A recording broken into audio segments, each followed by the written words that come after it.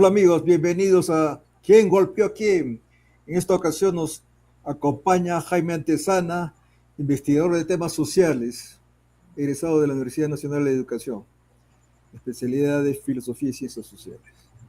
Jaime, bienvenido. Sí, te escucho.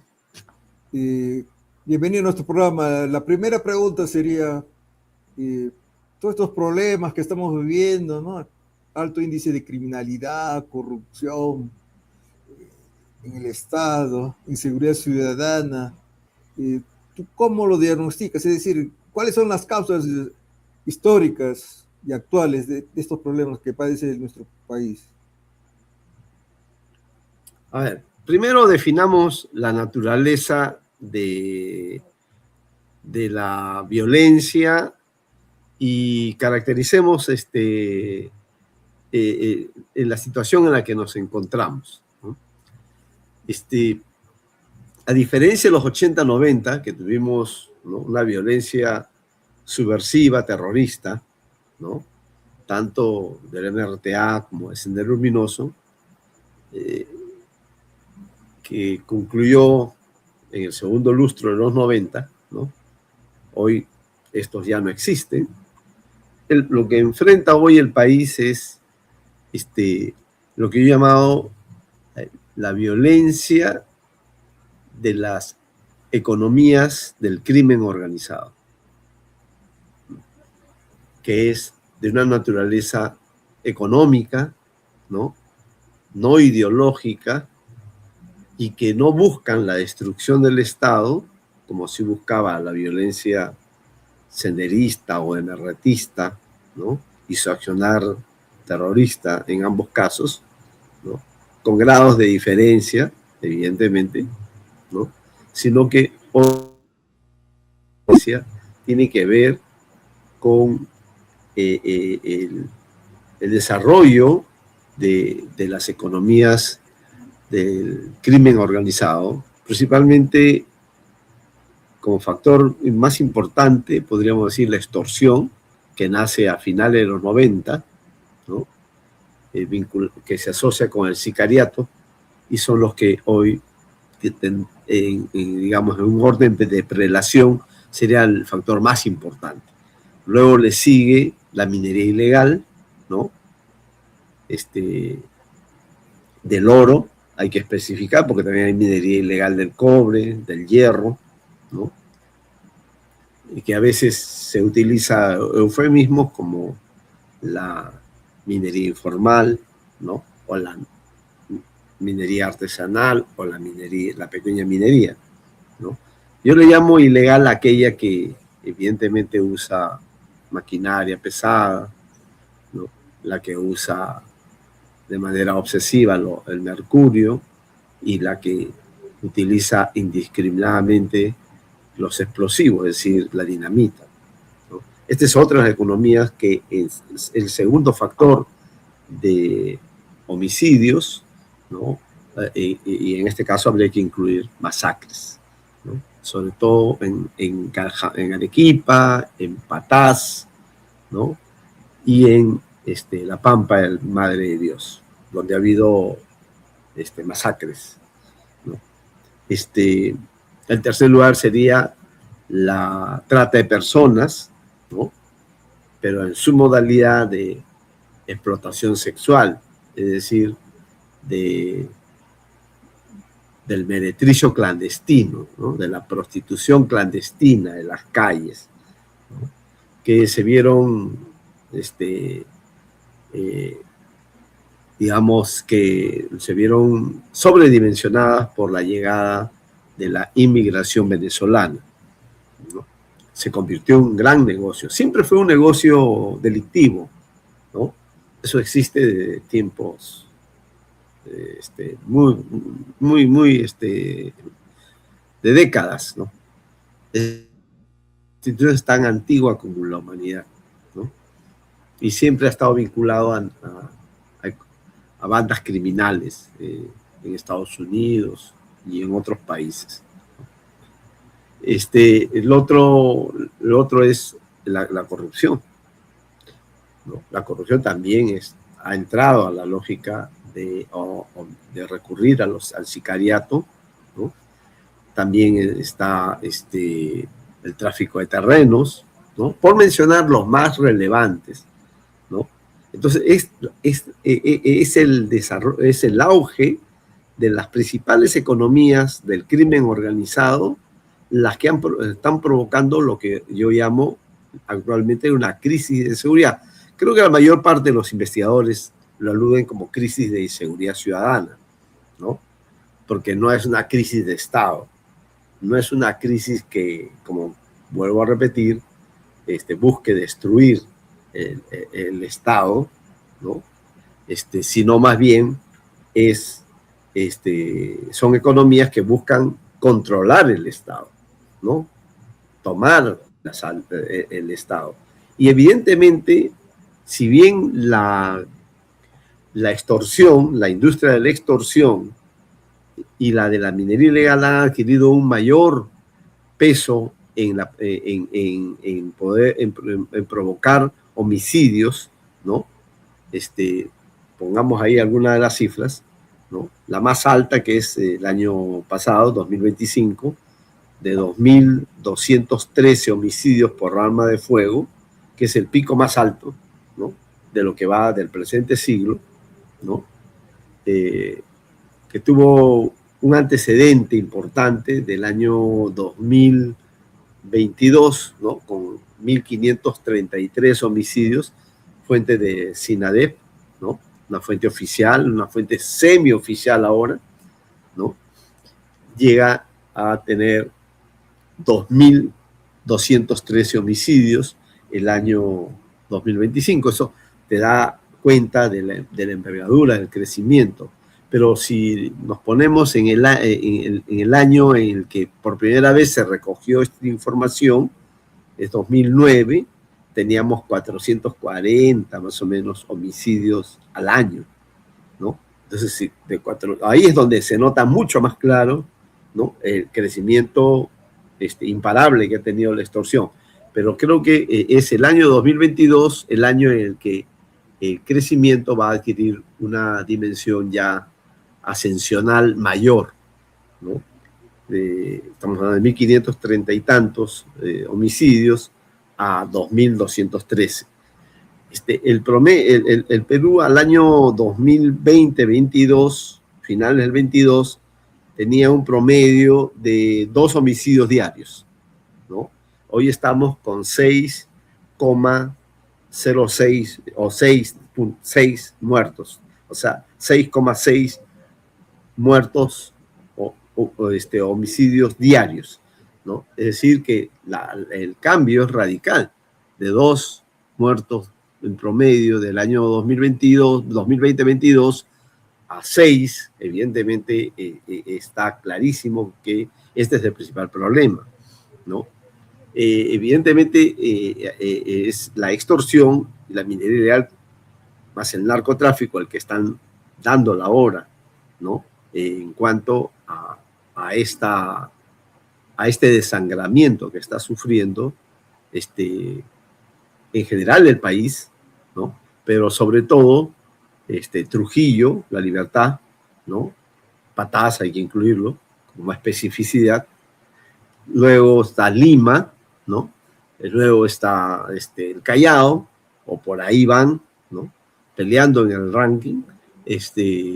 También Tumbes, Arequipa, ¿no? Por mencionar los casos más relevantes, pero evidentemente esto es un proceso nacional, ¿no? Porque tiene que ver con el narcotráfico que está en 15 cuencas del Perú, ¿no? Tiene que ver con el crecimiento de la minería ilegal que está en 21 regiones del país, tiene que ver con el tema de la trata de personas, que también ha salido de su foco, que estaba básicamente en el Callao, ¿no? En los viejos trocaderos o en el centro de Lima, ¿no? Para convertirse en un gran negocio, ¿no? Un gran negocio que ha provocado la muerte de venezolanas, de otras ciudadanas extranjeras y también de peruanos, ¿no? Entonces, tiene que ver entonces con el auge de la minería ilegal, por un lado, de la extorsión, del narcotráfico, de la trata de personas, y luego sigue el asunto de la corrupción. Veamos en casos concretos para que tengan una idea de lo que estamos hablando, ¿no?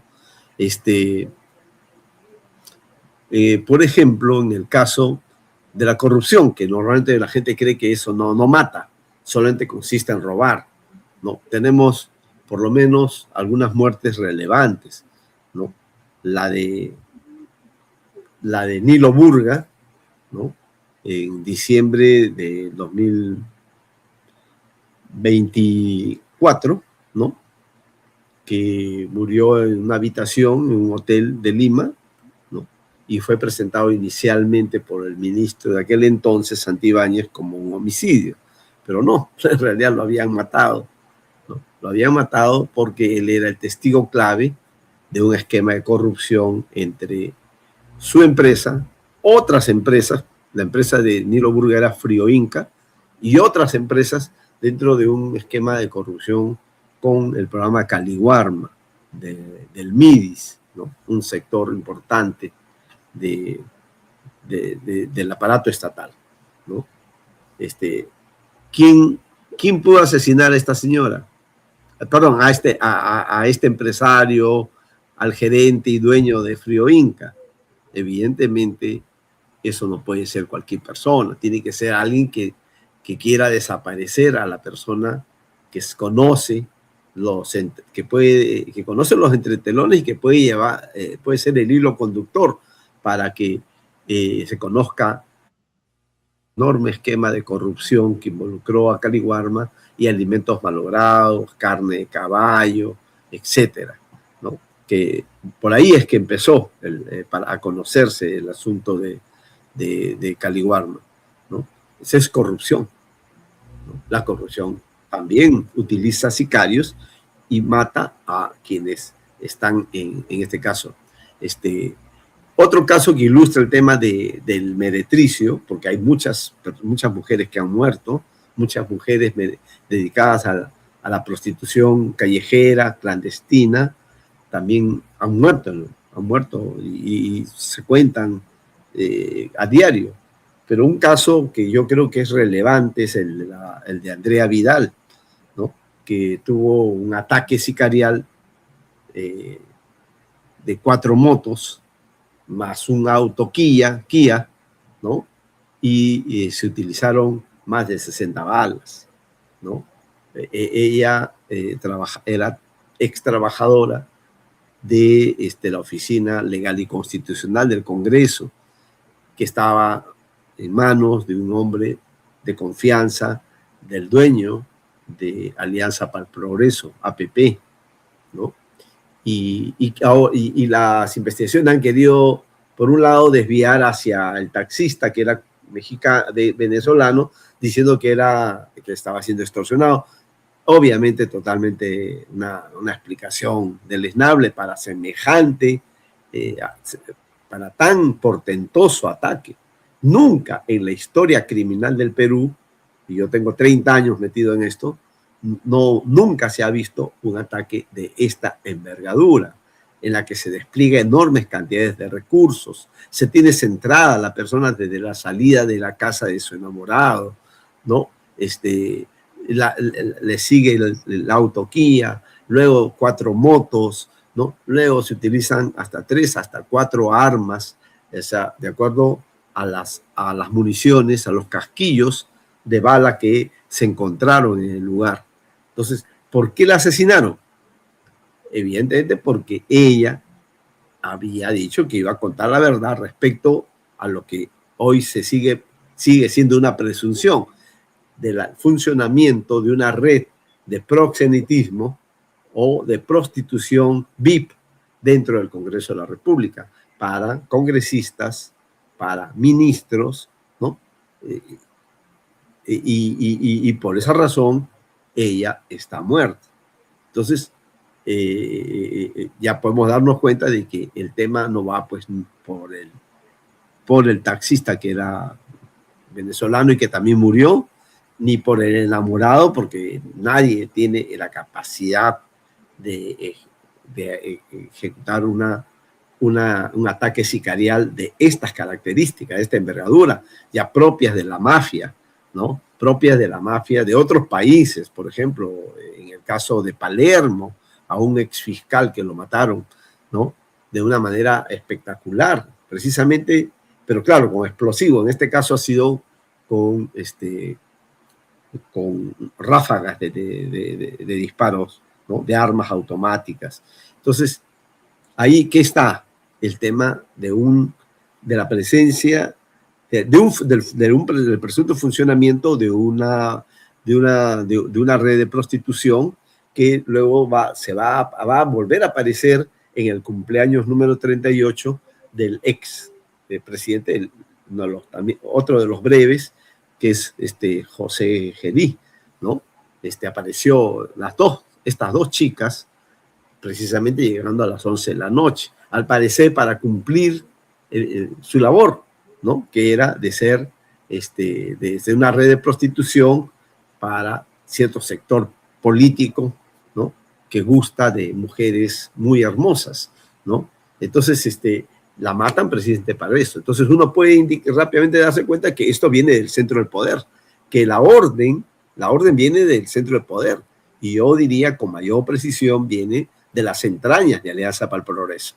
No hay que ser, no hay que tener simplemente los dos dedos de frente para darse cuenta de que esto es algo que solamente puede ser organizado por alguien que conoce del mundo criminal, alguien que viene del mundo del crimen organizado, y evidentemente APP viene del mundo de la droga, ¿no? APP se forjó en la alianza del tronco de esta familia, dueña de la franquicia APP, que se vinculó con Perciles Sánchez Paredes y luego con otros miembros del clan Sánchez Paredes en el tráfico de las drogas, y es de ahí donde surge todo el imperio económico que está detrás de las universidades. Pero no, esta muerte no tiene nada que ver con las universidades, tiene que ver con un negocio, un negocio adicional, que era precisamente esta red de prostitución que funciona, red de prostitución VIP, que así lo he llamado porque obviamente dan un servicio especial, ¿no? O daban un servicio especial, habrían dado un servicio especial, que sería lo más preciso. Entonces, tú tienes ahí otro caso que también lleva al centro del poder y que nos indica que va más allá exactamente de la calle, y que nos revela de que el crimen organizado y el desarrollo de estas economías criminales que están provocando homicidios en las calles están en los centros de poder. Es el asesinato, no fue suicidio, de José Miguel, ¿no? José Miguel Castro fue asesinado el mes de febrero del año 2025, ¿no? En el baño de su casa, como Nilo Burga fue asesinado en el baño de la habitación de un hotel donde se alojaba, pero él ha sido en su casa, ¿no? Y por 3 hasta 4, cerca de casi 4 meses, se predominó la idea de que se suicidó, pero luego salieron 2 informes, uno el de la policía, que decía que era suicidio, ¿no? Y el otro que era de forenses especializados, de criminólogos, que examinan, ¿no? Las características, el estudio completo de lo que habría pasado con él. El cadáver habla, el cadáver puede estar yerto, pero habla a través de las pericias, ¿no? Y finalmente se termina retirando la hipótesis de suicidio por la de homicidio. Entonces, ¿quién lo mandó matar? Este señor Castro era testigo clave en 2 casos bastante relevantes, ¿no? Las coimas de Odebrecht y OAS, 2 empresas brasileñas, a la campaña contra la revocatoria de Susana Villarán, ¿no? Y la campaña de reelección de Susana Villarán, entre 10 a 11 millones de dinero que recepcionó esta persona y que luego también la propia Susana Villarán dijo que ya lo recibió, solo que dice que no fueron 11 millones, ¿no? Que fueron algo menos. Pero también este personaje es el hombre clave de otro negocio, de otra investigación, que es la investigación por lavado de activos a Rafael López Aliaga, ¿no? Alias Porky, ¿no? Esta revelación de las offshore que tenía este empresario y hoy candidato presidencial de Renovación Popular, lo hizo Gustavo Gorriti en varios informes de investigación periodística, ¿no? Y que las cifras del grupo Acres, porque son varias empresas desde el mismo nombre, ¿no? Por tanto yo lo agrupo como el grupo Acres, debido a esa investigación es que acá se inicia una investigación por lavado de activos, ¿no? Surge del escándalo de los Panama Papers. Entonces, la pregunta es, ¿de dónde viene la orden intelectual para asesinarlo? ¿No? Ahí uno podría decir que puede haber provenido de Susana Villarán, que está entrando a juicio, está en juicio, ¿no? Oral, o del lado del quien está investigado por lavado de activos, ¿no? Que movió alrededor de 223 millones de dólares en este paraíso fiscal llamado Panamá, ¿no? Entonces, ¿de dónde viene? Si en el caso de Susana Villarán, ella ha aceptado su responsabilidad, o sea, ella ya está, ya no lo ha rechazado, simplemente lo ha aceptado, ha dicho que sí se ha recibido ese dinero, pero no consideraban que venía pues del mundo ilícito, ¿no? Por tanto, por ahí no va el asunto. Mi hipótesis es que la responsabilidad intelectual, desde mi punto de vista, estaría viniendo, ¿no? Presuntamente de Rafael López Aliaga, otro personaje que está en el centro del poder, ¿no? Sí, porque ¿qué hacemos como sociedad? ¿Crees que el próximo gobierno, si tuviera la capacidad técnica y moral para tratar de cambiar las cosas, lo puede hacerlo? ¿O ya estamos próximos a ser destruidos como sociedad peruana? Ese sistema socioeconómico que imperante en nuestro país, que va a impedir que cambien las cosas, ¿tenemos solución o no? ¿Qué piensas respecto? Yo creo que sí, ¿no? Porque tanto los principales candidatos, ¿no? Del pacto narco-mafioso, ¿no? Están siendo rechazados en las calles, ¿no? En las plazas públicas. Keiko, evidentemente, mucho más rechazada que Porky, ¿no? Pero ambos están siendo rechazados, ¿no? Ayer mismo no le permitieron a Keiko presentarse en Pichanaki, ¿no? Recibió un globazo en la cara en Pucallpa, ¿no? Donde va la botan, donde va encuentra gente que está espontáneamente, nada preparado, simplemente no la quieren ver. Lo mismo le está ocurriendo al candidato llamado Porky, ¿no? Creo que ambos están recibiendo esto y por lo tanto, aunque las encuestas dan cuenta de un crecimiento de APP, ¿no? Yo realmente dudo de eso, porque a Carlos Álvarez lo han sostenido en el tercer lugar hace mucho tiempo, pues ese señor hasta amenazó con renunciar. Cuando un candidato está a punto de renunciar, caen las encuestas, pues. No es lo lógico, ¿no? No es, si estás a punto de renunciar, la gente entonces empieza a decantar, empieza a irse de tu lado. No se afirma, no se afianza, no se consolida. Pero sin embargo lo mantuvieron hasta que no pudieron evitar el avance al tercer lugar ya de Alfonso López Chao, que representa más bien un centro izquierda, ¿no? Socialdemócrata, como él mismo se autodefine.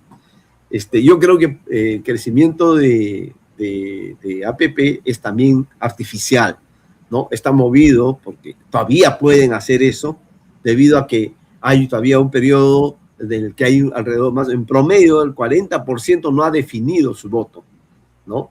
No ha definido su voto. Entonces, yo creo que después de lo que ha ocurrido con la repartija en el gabinete del actual presidente interino, José María Balcázar, ¿no? Yo creo que eso se cae, ¿no? En definitiva, este señor ha entrado a saquear, ¿no?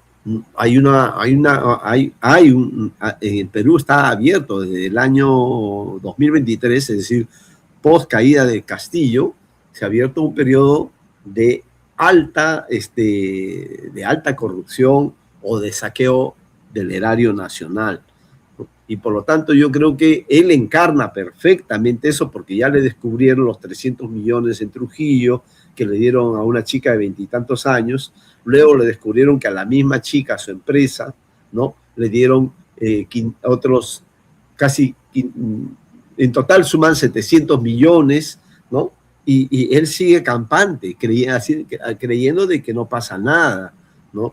Y ahora se descubre, porque todo el aparato mediático de todos los medios han dicho de que este gabinete es principalmente acuñista, ¿no? Es decir, que tiene el mayor número de ministros, es un gran negociante al colocar a sus hombres en los sectores donde hay más plata, como salud, que tiene a salud, o el Ministerio de Vivienda, ¿no? Vivienda y saneamiento básico. Y ahora ha pasado la que estaba en economía, ha pasado a ser la premier, o sea, la presidenta del Consejo de Ministros, y ha dejado a un operador precisamente de Acuña, ¿no?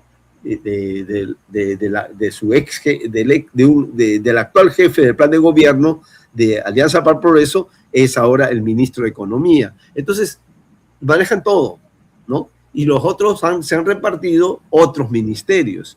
Entonces, la repartija ha sido entre los miembros del pacto que finalmente, utilizando la votación secreta, no han querido mostrar cuántos votos le dieron para la elección de presidente de mesa directiva del Congreso y por lo tanto de presidente interino del país a Balcázar. Pero lo cierto es que esto va a tener un impacto directo en las encuestas, sobre todo de todos los que han participado de la repartija, y que no se salva tampoco Porky, no se salva Keiko, no se salva Podemos, no se salva de esto Perú Libre, el serronismo que ha tomado, le han dado la presidencia, la Secretaría General del Palacio de Gobierno y otras instituciones menores que nos parecen que no fueran importantes, pero sirven para el gran saqueo en la que están, ¿no? Entonces, esto va a generar muchísima más indignación. De ahí que la gente ya los está rechazando y ya no acepte, ya no les crea. Entonces, ¿qué hay detrás de esto? Que ese 95% que sabíamos que los rechazaba, han pasado a un rechazo abierto, ¿no? A un rechazo a tirarles orines, a tirarles piedra, a tirarles globo, a destruir sus pancartas, a destruir su proscenio, ¿entiendes? O sea, es la indignación y ya no es nada preparado. Entonces sí creo... ¿Va a apoyar al partido de izquierda o de centro? ¿O yo creo que la cosa va a ir más bien, hasta el momento está en el centro izquierda, aunque han crecido las dos propuestas de izquierda, que es la de Venceremos con Ronald Atencio, ha crecido también Juntos por el Pueblo, ¿no? de Roberto Sánchez, ¿no? Pero el que se ha afianzado más es un candidato de centro izquierda, como Chao, ¿no? También ha crecido, hay que decirlo, Johnny Lescano, también está dentro de los candidatos no considerados mafiosos, Belmont, ¿no? Aunque tengo mis dudas, ¿no? Conozco la mafia que se ha metido al interior de Belmont, pero él es visto, la percepción no va en torno a quienes están dentro, sino es en torno al candidato, ¿no? Luego pueden haber otras opciones. Ahora se está inventando un candidato de derecha como si fuera el outsider, ¿no? Como Carlos Spahn no les funcionó, ahora están utilizando a otro cuyo apellido no es tan fácil pronunciarlo, ¿no? Pero que dudo que pueda, para que ese candidato pueda irrumpir como outsider, tendría que ser un outsider de derecha, ¿no es cierto? Un outsider de derecha y tendría que tirarse abajo pues a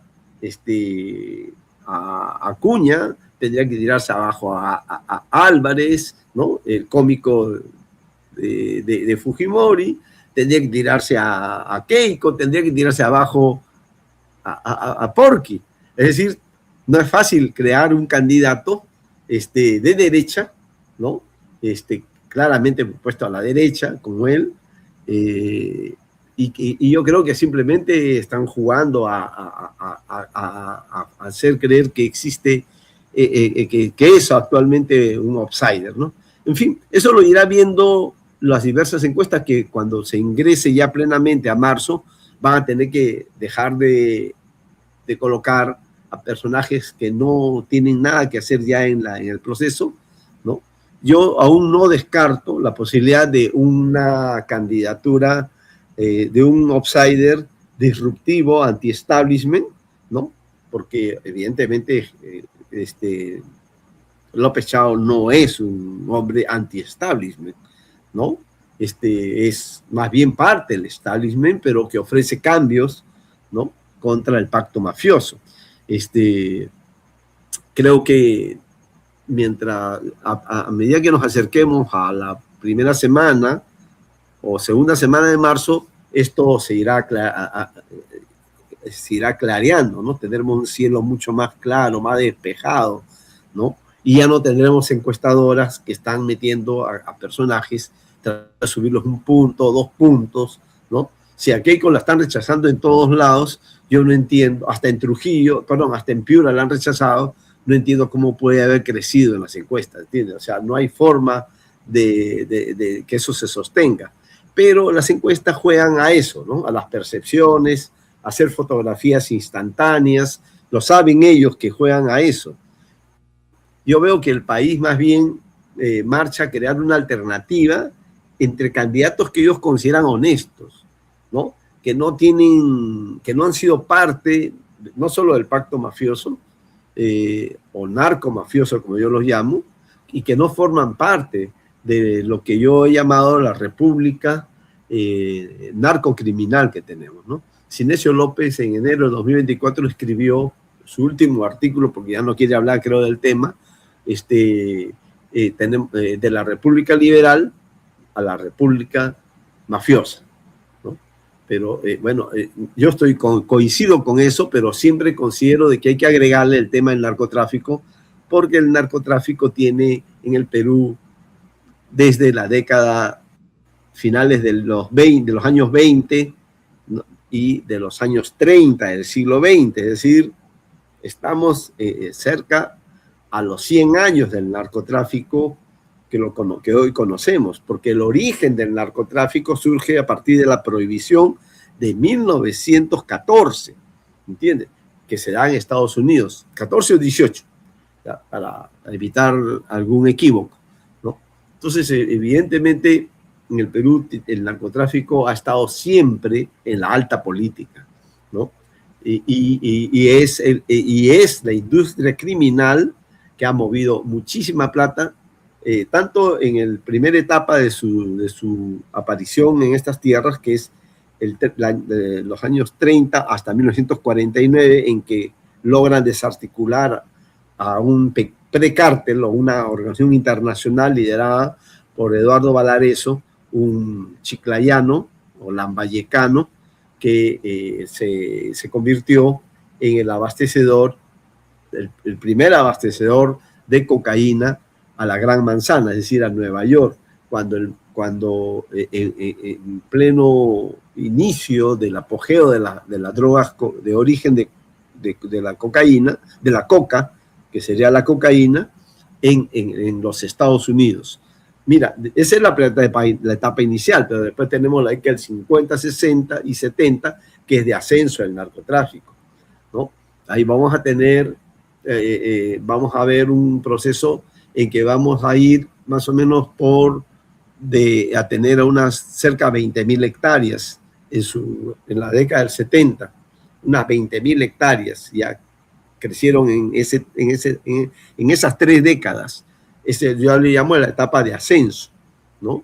Y la etapa de boom es de los 80-90, en el que vamos a tener entre 129.000 hectáreas, según CNC, vamos a tener, según otras fuentes, 199.000 hectáreas de coca, según el informe de la Comisión de Verdad. En ese periodo el narcotráfico va a ver más de 100.000 millones de dólares, ¿no? O sea, va a ser la economía criminal más importante, ¿no? Entonces, tú tienes pues un largo trayecto del narcotráfico, y siempre metido en la política, ¿no? Ya desde la campañas electorales y candidatos presidenciales, con periodos de dictadura, como fue el del Fujimori, con periodos también de dictadura parlamentaria, como la de ahora. Vamos a tener, pero 46 años donde hay procesos electorales. Y desde la elección de mayo del 80 vamos a tener la presencia del narcotráfico en la alta política. En los 80, para las elecciones generales de mayo, fue Mosca Loca quien financió la campaña de Acción Popular con su flota de avionetas, incluso con su propia avioneta personal, la Blanquita, que lo puso a disposición de varios candidatos al Senado y a la Cámara de Diputados de Acción Popular. Vamos a tener a otro narco muy importante de finales de los 70 e inicio de los 80, que es Carlos Lambert, quien financió al otro partido que todavía en aquel entonces se proponía ser el Partido Socialdemócrata del Perú, que es el APRA, ¿no? Promesa finalmente que nunca llegó a plasmarse como un partido socialdemócrata, ¿no? Carlos Lambert también financió toda la campaña de muchos candidatos al Senado, a diputados, y obviamente de taquito a la campaña presidencial de Armando Villanueva del Campo, ¿no? Entonces, el narcotráfico ya estaba en la alta política. El narcotráfico no ha estado nunca en el zócalo, como lo es hoy la extorsión, por ejemplo, ¿no? O como lo es hoy el secuestro, o como lo es hoy todavía la trata de personas, aunque ya escaló niveles altos, ¿no? Todas las economías criminales van escalando en la política siguiendo el mismo proceso que el narcotráfico siguió a lo largo de la historia, que viene desde la década de los años 20, ¿no? A este periodo, que vamos ya casi un siglo, ¿no? Entonces, Jaime, estamos en el centenario del narcotráfico. ¿El próximo gobierno para disminuir esta criminalidad, estas lacras, o ya es bien difícil que eso pase porque a nivel estatal, societal, está el narcotráfico, la corrupción, todos estos índices de criminalidad que tú muy bien has expuesto? ¿Qué podría hacer ese gobierno si es que quisiera cambiar todo eso? Yo creo que la tarea número 1 en estos momentos, la tarea digamos, el objetivo nacional en estos momentos, no es derrotar al narcotráfico, porque el narcotráfico es inderrotable, ¿no? El narcotráfico se basa en la oferta y la demanda, y nunca nadie puede derrotar algo que se base en la oferta y la demanda. Es como el oro, ¿no? El oro ya tiene un alto precio hoy, incluso ha superado al narcotráfico, ¿no? Pongamos las cifras que se manejan actualmente. Yo he publicado un cuadro de las economías criminales, el valor de las economías criminales en el Perú. Lo puedes ver en mi Facebook. Fue presentado al grupo técnico del Acuerdo Nacional hace unos meses atrás, todavía cuando estábamos en el 2025, por lo tanto goza de actualidad. como por lo menos como una aproximación a las economías criminales, que son 11 economías criminales que estoy examinando ahí, o que me baso en estudios oficiales y algunos estudios aceptados oficialmente, ¿no? Y por ejemplo, pongo ahí el asunto. El oro mueve actualmente, según el Instituto Peruano de Economía y Política, 12.000 millones de dólares, ¿no? Pero el año 2023 movía 3.900 millones de dólares, ¿entiendes? O sea, su crecimiento, ¿no? Su desbocamiento, digamos, es por el precio del oro, que tiene que ver con el periodo de la guerra arancelaria de Estados Unidos contra el mundo, ¿no es cierto? Y con el debilitamiento del dólar como moneda de reserva, ¿no? Hoy el dólar ya no es la moneda de reserva a escala planetaria, lo es el oro. Por eso es que el oro crece a llegar a su pico más alto, a $5.500 la onza, ¿no? Entonces, por eso es que estamos hablando de que entre 2023 al 2025 y estos 2 meses que van del 2026, se estima que el oro ilegal mueve anualmente 12.000 millones de dólares, ¿no? ¿Quién le sigue detrás? ¿No? Detrás le sigue la corrupción, ¿no? La corrupción que se ha medido vía la Contraloría General de la República en más de 24.000 millones de dólares, convertido al tipo de cambio de aquel momento y de ahora, estamos hablando de alrededor de unos 6.500 millones de dólares, ¿no? Luego le sigue, ¿qué economía criminal? La del narcotráfico, ¿no? La del narcotráfico, que según la Unidad de Inteligencia Financiera, ¿no? Del año 2023-24, ¿no? Del 23 al 24, se estiman en 4.741 millones de dólares, ¿no? Entonces, luego tenemos la extorsión, que tenía el año 2023, según un libro Economías Criminales de CHS, movía 523 millones de dólares, pero según un estudio de la Cámara de Comercio de Lima, ¿no? que tuvo un equipo de investigación, logró estimar en 6.000 millones de soles. Es decir, estamos hablando de unos 6.600 millones de dólares.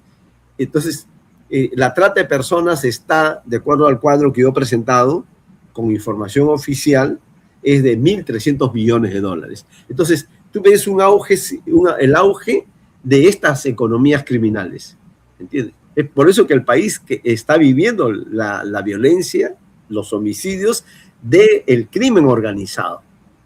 Esa es la naturaleza de lo que estamos enfrentando, ¿no?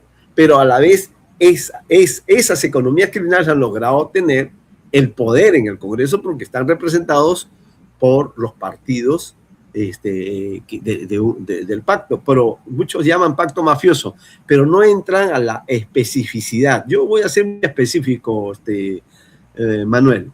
Te voy a decir, Fuerza Popular es el principal narcopartido del Perú.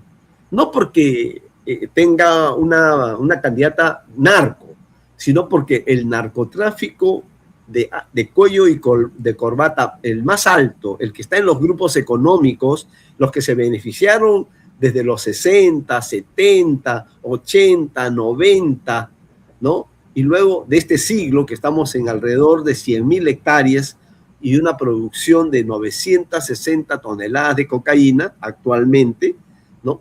Ellos depositan hasta ahora, a pesar que está en una etapa, yo creo que de declive, de ocaso, ¿no? Depositan sus esperanzas en la candidatura de Fuerza Popular. Entonces, por eso que es el principal narcopartido, porque el 2011 todos ellos se volcaron en torno a esta candidatura. El 2016 continuaron dándole apoyo. Esos 17,6 millones de dólares que le dieron los principales grupos económicos, para mí, mi hipótesis es que era una devolución de lo que le dieron la plata en el periodo de los 90, que era plata del narcotráfico y plata de la corrupción, pero principalmente del narcotráfico, porque la plata del narcotráfico, de los narcovuelos, del uso del espacio aéreo por los carteles colombianos, de los narcobuques, de los narcoavión presidencial y de los aviones de la FARC que se utilizaban para enviar la droga, ¿no? De la valija diplomática, etcétera, del uso de los helicópteros en nombre de la lucha antisubversiva para mover la droga, etcétera, etcétera, era plata del narcotráfico. Esa plata, desde mi punto de vista, esa es mi hipótesis, la devolvieron en la campaña del 2011. ¿No? Entonces, ahí si no se puede detener Odebrecht, el tráfico, por lo menos se podrá disminuir, o hay que legalizar el tráfico de drogas para... ¿Cómo? Entonces, ¿cuál es la solución ante el narcotráfico? Si no se puede eliminar, por lo menos se podría controlar legalizando quizás las drogas. Mira, yo empecé este análisis diciéndote que el objetivo nacional es sacarlos del poder. Es lo primero que tenemos que hacer. Hoy están en el poder, ¿no? Por eso desmenuzaba, cuando se habla de mafia, ¿a qué mafia nos referimos? ¿No? Por eso te digo, hice esa digresión de cuánto pesa, cuánto valor, cuánto mueven, ¿no? Era presidente para decir, de lo que se trata no es de derrotarlos, porque no vas a derrotar el narcotráfico, no vas a derrotar la minería ilegal, no, la extorsión la puedes controlar mucho más fácilmente, ¿no? La trata de personas la puedes disminuir, la corrupción también la puedes disminuir, ¿entiendes? Pero estas dos, oro y la cocaína, no la vas a derrotar, son inderrotables. Lo que tienes que hacer con estas dos principalmente, es controlarlas. Pero antes tienes que sacarlo del Estado, ¿no? Tú los tienes a ellos ahora en el poder, ¿entiendes? Los tienes en el Congreso, en la coalición que hoy tiene, desde ahí gobierna, desde ahí puso a Dina, desde ahí puso a Gerí, desde ahí ha puesto a Balcázar, ¿entiendes? O sea, estos son simplemente fantoches, ¿entiendes? ¿De quién? De un régimen que ha terminado siendo una dictadura, una narcodictadura parlamentaria, ¿no es cierto? Pero hoy yo considero de que no usar solamente narcotráfico es un error. Tendría que usarse el concepto de narcocriminalidad, como lo hacen en otros países como en Argentina, como en Paraguay, como etcétera. Hay otros países que usan el término narcocriminalidad. ¿Por qué? Porque tienes que involucrar el oro ilegal, tienes que involucrar la extorsión, el secuestro, la madera ilegal, tienes que integrar la trata de personas, ¿no? Entonces, la corrupción también. Entonces, por lo tanto, el concepto de narcocriminalidad nos da cuenta de la complejidad que hoy tiene el crimen organizado y el poder en este país. Y ahora, ¿qué hacer entonces? Primero, sacarlos del poder. Si no los sacas del poder, no podemos hacer nada. Luego, pasar a una política de control. Tienes que mantener el control de estos, no solo fuera de las estructuras del Estado, fuera de las estructuras de poder, sino que tienes que tratar de controlarlas, nada más. No se trata de derrotarlas, a estas dos por lo menos que estamos hablando. El resto la podemos disminuir, pero no va a ser de golpe tampoco, ¿no? No es que entra un gobierno y por virtud de este gobierno, estas se van a deshacer, van a desaparecer. No, señor, va a estar ahí, ¿no? Y ya hemos vivido a Toledo, que encarnó la lucha contra la mafia fujimorista y terminó siendo otro mafioso, ¿entiendes? O sea, también tuvimos a Ollantumala, que ofrecía la gran transformación y no nos dio absolutamente nada, sino también entró a la coima, ¿no? También entró a la recepción de dinero de Venezuela, de Odebrecht para las campañas electorales, ¿no? O sea, hemos vivido bastantes, digamos, decepciones, ¿no? Decepciones de personajes en que se creía que podía el Perú empezar a cambiar. Entonces, lo que hoy se tiene que hacer es, lo primer objetivo es sacarlos del poder. Y sí se puede, porque el poder constituyente El principal poder constituyente es el voto popular. Y lo que se tiene que hacer es decirle a la gente que no vote, no solo por los que están dentro de la coalición narcocriminal congresal, sino las nuevas narcopartidos que han surgido, como Progresemos, por ejemplo, o como Perú Moderno, que no nace como narcopartido, pero ha sido tomado por Alianza para el Progreso, ¿entiendes? Para colocar pues algún senador, ¿no?, dentro de ella, ¿no? Progresemos es el caso más elocuente, ¿no?, porque el dueño de ese partido es un narco ganadero de alto vuelo del altiplano, ¿no?, que entró por la vía de que era profesor, pero en realidad nunca ejerció, o sea, no ejerce la docencia, sino se dedicó a ser el ganadero más importante y en la panza de las vacas y de los toros traía la merca hacia el puerto del Callao. O sea, tenía un doble negocio, el negocio de ganado vacuno de alta calidad, de una raza súper mejorada, bastante mejorada, pero dentro de ello iba la cocaína. Ese es el dueño de Progresemos, ¿no? Y ahí ahora está Adolfo Carballanqui, alias Cataño, ¿no?, que también es dueño de una línea que habría sido producto de lavado de los dólares desde los 80, ¿no? Entonces, Adolfo Carballanqui fue detenido con droga varias veces, incluso con toda su familia, en Huancayo, ¿no?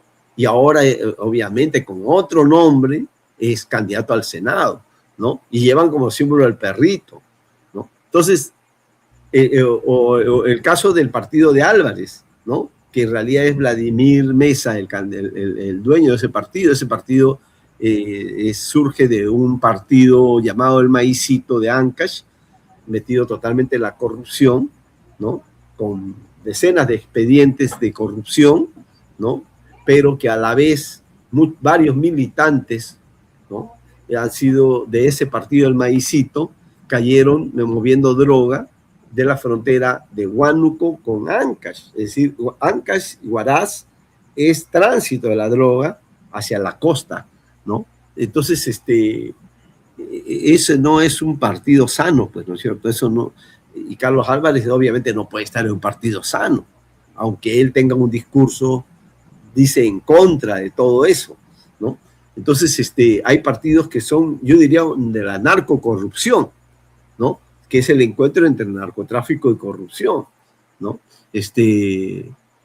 Bien, entonces hay muchos partidos que tienen que irse descartando, pero el objetivo entonces es la derrota de esta narcomafia, o de esta narcocriminalidad que está empoderada, entronizada en el Congreso. Su derrota tiene que ser rotunda, ¿no? Y para poder empezar unas políticas de control del oro, procesos de formalización que haya que puedan hacerse, ¿no? Y control de la droga, porque hoy no se controla, hoy se hacen erradicaciones simbólicas, ¿no? Se dice que se ha erradicado 32.000 hectáreas del año pasado, y la pregunta es ¿dónde? ¿No? Han entrado, sí, algunas zonas. Yo soy una persona que sigue atentamente, conozco todas las cuencas, y uno se da cuenta, pues, cuando 32.000 hectáreas no es poca cosa, ¿no? De esa manera ellos entonces dicen que la superficie de la coca ilegal se ha reducido, lo cual es falso, ¿no?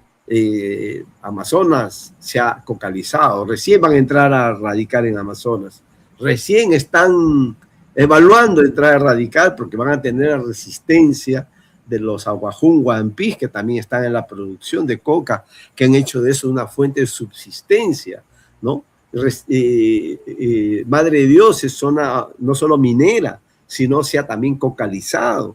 Todas las provincias de Madre de Dios producen en grandes cantidades coca y droga, ¿no? Es la zona de control de Comando Bermelo, Loreto Loreto también se ha cocalizado, eso las cifras oficiales no dan cuenta realmente de la dimensión del crecimiento de la coca, que es prácticamente todas las cuencas que tiene esta zona. No solo es el Putumayo, no solo es Caballococha en Ramón Castilla, ¿no? Que está en la triple frontera, es todo lo que es Maynas, todo lo que es Requena, todo lo que es Yurimaguas, todo lo que es la provincia de Ucayali con Tamana, que es parte de Loreto, ¿no? Se ha convertido en una zona de alta producción de coca. La propia Maynas también tiene sus zonas de enormes cantidades de producción. Entonces, es realmente una región que se ha cocalizado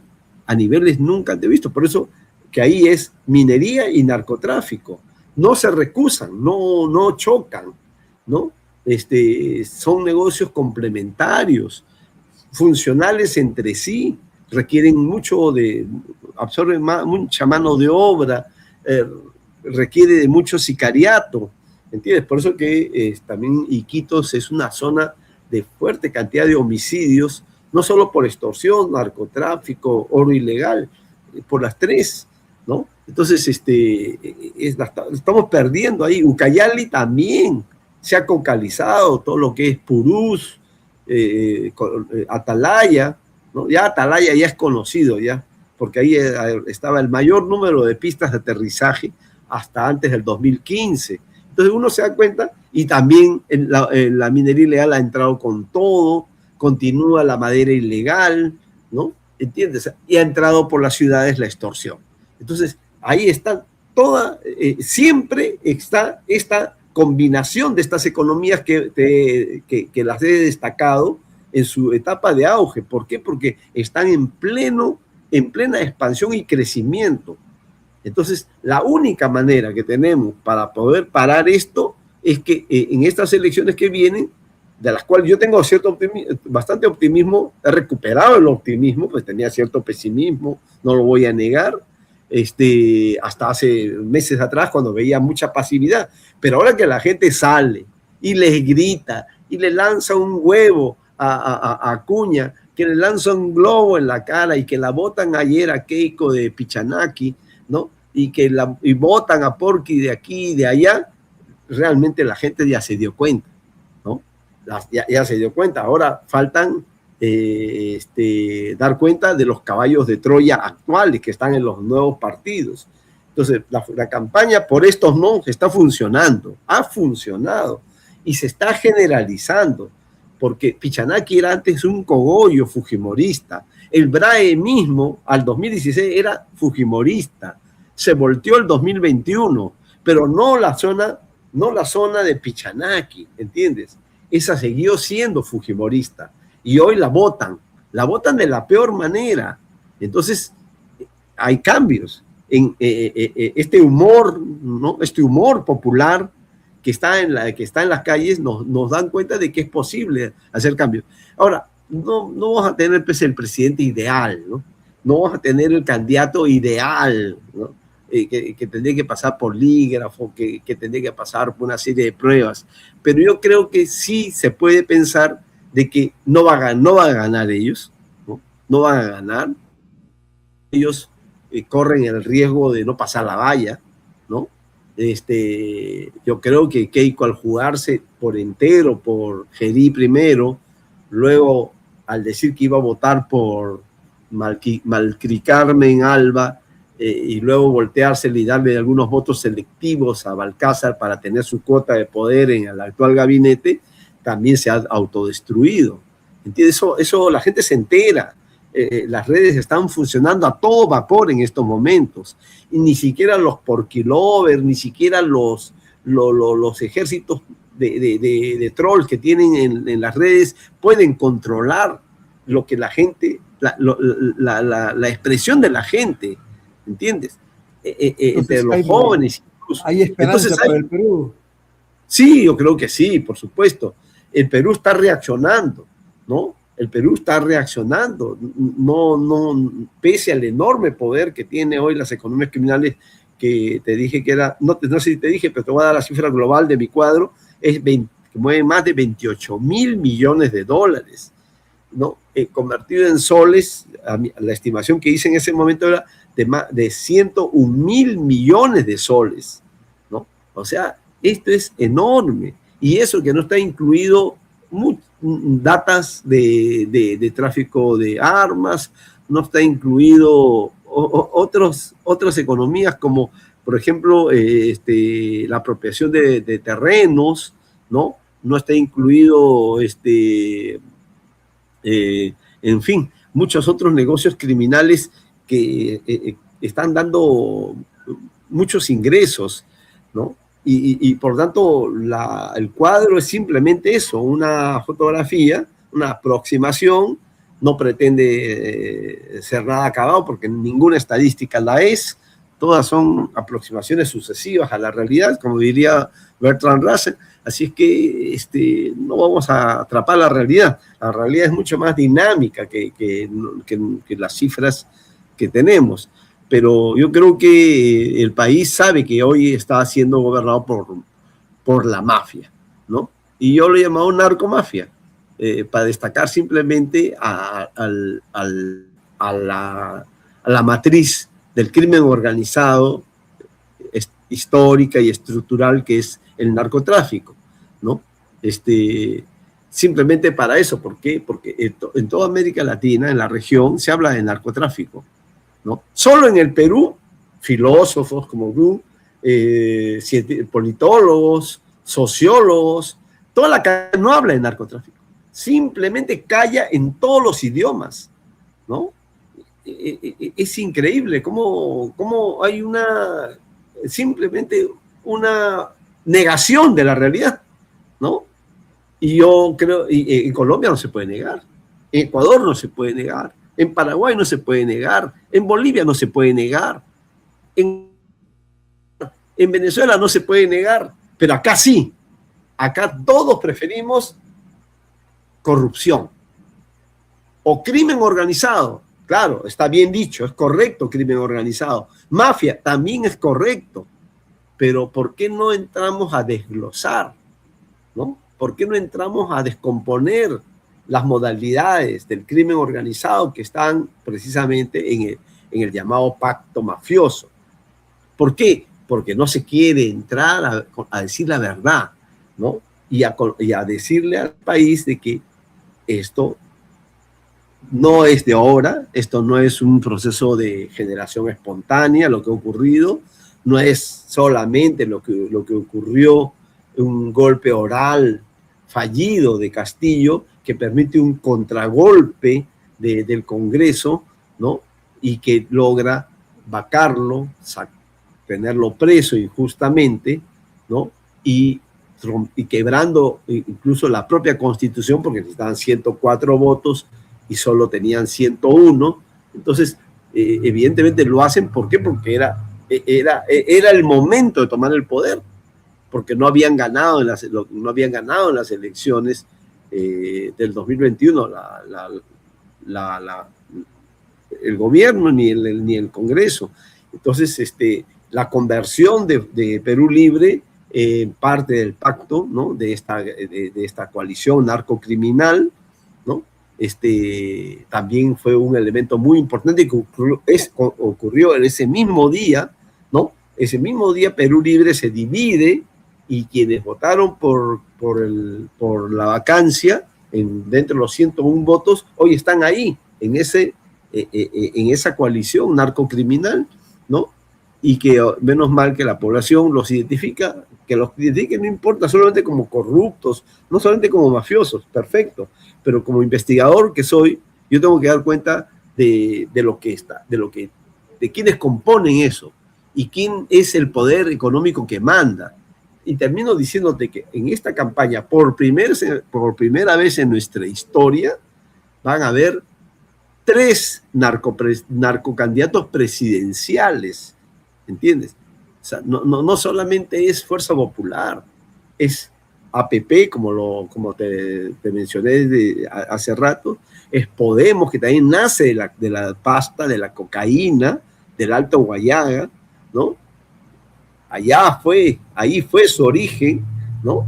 no fue de venta de plásticos, de ropita en la calle. Esa es mentira, pues no, eso nadie se lo cree, porque hay gente dedicada todo 20 años, 30 años a vender plásticos o vender ropa, y simplemente siguen vendiendo plásticos y ropa, ¿entiendes? Lo mismo podemos decir de Renovación Popular. La plata no llega solamente de los trenes, del hotel, ¿no? Es una zona del turismo internacional más importante. No, el negocio adicional que tiene lo que llamo yo el grupo de los gángsters del grupo Acres, en alusión a las empresas offshore en Panamá. Ese es el abastecimiento de cocaína al turismo internacional, ¿no? Esta cosa que te estoy diciendo, que es bastante nueva, que muchos creen que La Plata lo ha hecho pues producto de concesiones. No, señor, es de otro negocio que llega líquido, que no sale de las ubres del Estado, que no sale del proceso de competencia. Bueno, ahí no hay competencia, lamentablemente ahí hay monopolio. Lo que hay es una alianza de grupos, ¿no? Surge precisamente del abastecimiento del turismo internacional de cocaína. El corazón, evidentemente, es el Cusco, ¿no es cierto? No hay otro. Y a partir de ahí se abastece el turismo internacional. Eso es un gran negocio. Y eso es fuente de ex-Dirandro, ¿no? Que han tenido el expediente del jefe de los gángsters del grupo Acres. Así lo llamo yo, esta forma como lo denomino, para poder tener una forma de decir, ¿no? Es como decir plata como cancha, ¿no? Que evidentemente surge de la cocaína, ¿no? De la alianza del tronco de esa familia con Persiles Sánchez, y luego después con otros miembros de este famoso clan de Trujillano, ¿no? Que finalmente amasan fortuna, y de ahí surge el imperio que hoy ostenta. No surge de una academia, ¿no? Eso después es creer. Lo mismo que en el cartel de las narcogaseosas y jugos y otros negocios, ¿no? Que ya sabemos, más o menos te puedes imaginar, tú estás en Guanta, creo, en estos momentos. Esto surge en Ayacucho, ¿no? Muchos dirán, pues, ¿cómo ha surgido? Ha hecho un gran negocio. Sí, claro, son emprendedores, han logrado ser una transnacional. ¿Alguien puede creer que el año 97, que yo estuve en Huamanga, viviendo un año y visitando con mi trabajo con los desplazados que regresaron a sus tierras de origen, a sus comunidades, yo tenía a muchos practicantes de la San Cristóbal de Huamanga, y como me quedaba todo el tiempo en fines de semana, le decía, ¿y dónde van? No, estamos yendo primero a recursearnos. ¿Cómo es eso? Tenemos que ir a lavar botellas de cerveza, ¿no? Para que luego lo etiqueten. ¿Qué van a etiquetar? Es la gaseosa, pues. No te puedo creer. Y yo te había leído de broma, ¿no? Por supuesto. ¿Puedo ir? Claro, todos podemos ir. Solo es cuestión de lavar las botellas y quitarle la etiqueta de cristal y de Pilsen, y de donde haya, de donde haya, de la marca que sea, y bueno, después ya ellos ya le ponen su gaseosa y su etiqueta. 1997, del año 97 a la fecha, ¿se puede crear una transnacional? No, definitivamente no, porque yo descubrí a través de una fuente de reserva de Huamanga, de un ex trabajador, no voy a decir en qué posición, de que en las camionetas que salían de esta empresa se movía de 300 a 400 kilos de droga que salían con protección policial y militar en la salida de Ayacucho hacia Lima. Es decir, gozaron de la protección del fujimorismo. Todo el narcotráfico peruano ha sido protegido o sobornado o ha gozado de ese periodo de los 90, pues hablamos del narcoestado, el primer narcoestado, un tipo especial de narcoestado que logró cuajar en el Perú entre 1990 al 2000, ¿no? Entonces, y por eso es que hoy tenemos pues una narcoburguesía tan poderosa como la que llamábamos burguesía nacional, ¿no? Rentista, mercantilista, ¿no? Que surge bajo la impronta del fin del periodo oligárquico, ¿no? O sea, esa burguesía también se benefició de los dólares, tanto los bancos, las grandes empresas, ¿no?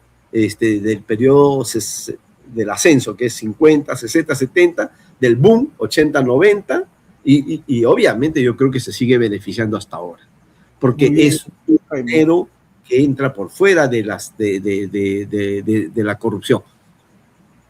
Muchas gracias por tus cifras, por tu análisis y por darnos esperanza. Quizás un breve mensaje para los votantes. Sí, mi mensaje es el siguiente. El Perú enfrenta un dilema el 12 de abril principalmente, porque la segunda vuelta seguramente va a ser la continuación de lo que voy a decir.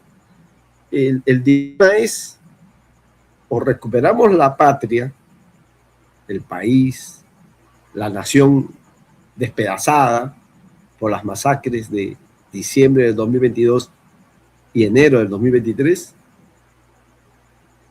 o si van a seguir consolidándose los criminales de cuello y corbata. O es la patria o es el crimen organizado, o es la nación o es la narcomafia, ¿no? Ese es el dilema que enfrentamos. No es derecha-izquierda, como nos gustaría, en una relación binaria, ¿no? Una perspectiva binaria, no es. El problema es hoy crimen organizado. Y hay que unirnos en torno a quien mejor representa la posibilidad de derrotarlos, de sacarlos del poder y de controlarlos cuando estén fuera del poder, porque su reacción va a ser muy, muy difícil, ¿no? El Perú está en un camino hacia hacer un Jalisco. Con esto lo que te he dicho de la cantidad de homicidios que están ocurriendo a diario, ¿no? De 6,6 muertos en promedio diario, ¿no? Que puede incrementarse en esta campaña, ¿no? Con el asesinato de periodistas como Gastón Medina en Ica, como Raúl Celis en Iquitos, o como periodistas como Núñez en La Libertad, ¿no? O periodistas como Mixar, de Padre Abad en Ucayali, ¿no? O como lo que están ocurriendo ahora, ¿no? Han asesinado a un alcalde de Ica, y el día de hoy murió otro alcalde de la zona de Junín, un distrital que fue atacado, ¿no? Por sicarios. Entonces, mira, si uno ve las piezas están siendo atacados, no solo los negociantes, ¿no? Los mototaxistas, los transportistas, los actores, todo lo que tiene cierto emprendimiento, ¿no? También están siendo atacados gente vinculada a los casos más sonados que vincularon a gente de las esferas de poder. También han sido atacados periodistas, también ha sido asesinado el año pasado un candidato a diputado por Juntos por el Perú, ¿no? En Piura, ¿no? Se me ha ido su apellido en estos momentos, no me puedo acordar de todos, por supuesto, pero uno da cuenta de también otra regidora, ¿no? También de cerca de una provincia de La Libertad. Entonces uno se da cuenta, y ahora 2 alcaldes, ¿no? Seguramente por bandas que están pidiendo sus obras, tal como se comprometió el alcalde, porque las bandas extorsivas, la plata la están lavando en campañas electorales también, pero desde abajo. El narcotráfico no empezó así. El narcotráfico empezó financiando campañas y y a personas que en los resortes mismos del centro del poder político. En cambio, la extorsión empieza desde los gobiernos municipales, distritales, ¿no? Seguramente esta vez aparecerá en los municipios provinciales, en los gobiernos regionales, financiando campañas, ¿no? Porque ya mueven 1.600 a 1.800 millones, seguramente haber crecido rápido, este negocio está creciendo muy rápidamente, 1.800 millones de dólares. Es muy fácil poner solo el 10% para las campañas electorales de todo eso, de estos ingresos que tienen. Entonces, ese es el país que queremos salvar, ¿no? Un país que se está haciendo un ecocidio nunca antes visto de nuestra Amazonía, ¿no? A punta de maquinaria pesada, de mercurio, de explosivos, ¿no?